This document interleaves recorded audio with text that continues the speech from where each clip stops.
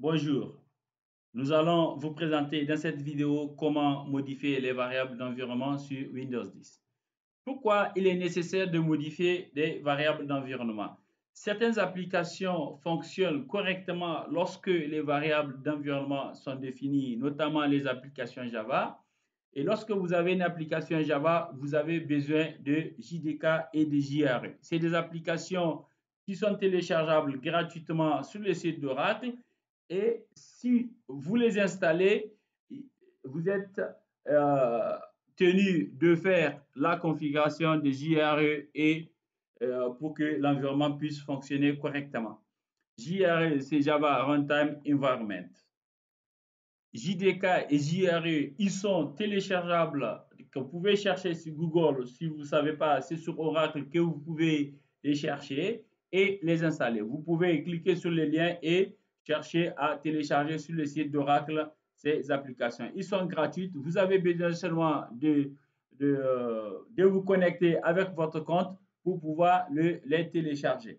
Ils sont là. Attention, il y a des versions de JDK qui est à l'intérieur desquelles vous avez déjà le JRE qui est inclus. Donc, c'est de ça que vous avez besoin. On ne va pas s'attarder là-dessus. La démo concerne un peu les modifications des variables d'environnement. Lancez votre poste de travail. Au niveau de CPC, vous faites clic droit. Vous avez paramètres avancés, variables d'environnement. À ce niveau, vous avez des options. La première option, c'est que vous modifiez les variables de l'utilisateur connecté. Et la deuxième option, c'est les variables au niveau du système. Si vous modifiez les variables au niveau de l'utilisateur, si vous changez d'utilisateur sur ces PC, vous êtes tenu de refaire la configuration. Alors, si vous le faites sur les variables système, ça devient définitif pour tous les utilisateurs qui seront créés. Même dans le futur, sur ces PC, ils pourront utiliser les mêmes variables d'environnement. Il est préférable de le faire au niveau des variables du système. Vous allez sélectionner le path ici. Vous cliquez modifier. J'ai déjà les variables qui sont déjà modifiées sur ma machine. Donc, ce que je fais, je vais supprimer ça pour que vous suiviez exactement comment ça se passe. Donc, ici, je dois ajouter le dossier d'installation de JRE et de JDK. Où est-ce que je peux les retrouver?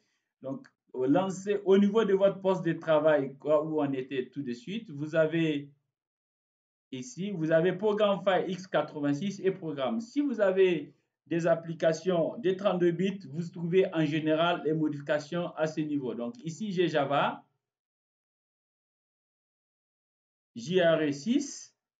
Ça, c'est la version 32 bits. Mais sur ma machine, moi, j'ai des applications 64 bits. Donc, je retrouve ma version Java à ce niveau-là. Donc, vous avez Java ici et j'ai le JDK et le JRE qui sont installés. Donc, qu'est-ce que je fais? Je fais comme ça. Je vais dans le dossier bin. Je récupère le chemin. Je fais copier. Et je viens au niveau des variables d'environnement qui sont là. Je fais nouveau et je fais coller. Je fais OK pour accepter la modification. Je reviens au niveau du poste de travail. Je vais dans Java. Je trouve JRE. Donc, je fais la même chose pour JRE. Je fais copier et je reviens au niveau des variables d'environnement. Je clique nouveau, je fais coller et je fais OK. Donc, quand je reviens, vous voyez un peu que j'ai ajouté les deux lignes dont vous devrez ajouter sur vos variables d'environnement si elles n'existent pas et vous faites OK. Donc, vous faites OK pour accepter. Ici, vous faites OK pour fermer. Maintenant, comment est-ce que vous pouvez être sûr que la modification est faite? Dans le cas de ces applications Java, vous lancez votre CMD et vous faites Java pour voir la version de Java qui est installée sur votre machine. Voilà, j'ai la version 11.8.92.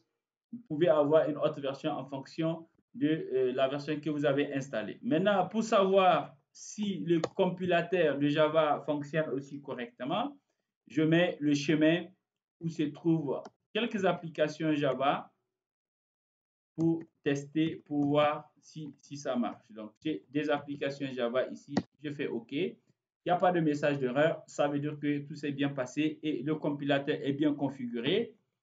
Voilà. Donc, ça, c'est la fin. Donc, vous avez déjà votre configuration qui est faite. Dans votre cas, c'est possible que vous aurez besoin de redémarrer la machine. Donc, redémarrer la machine si ça n'a pas marché au premier coup et ensuite ça va marcher. Donc, voilà un peu, nous sommes à la fin de cette présentation. Nous venons de voir comment faire les modifications des variables d'environnement sur Windows 10. Je vous remercie d'avoir suivi cette vidéo. J'espère bien que ça va vous aider. Et si vous êtes content, vous faites un like, vous vous abonnez à la chaîne et merci, à très bientôt.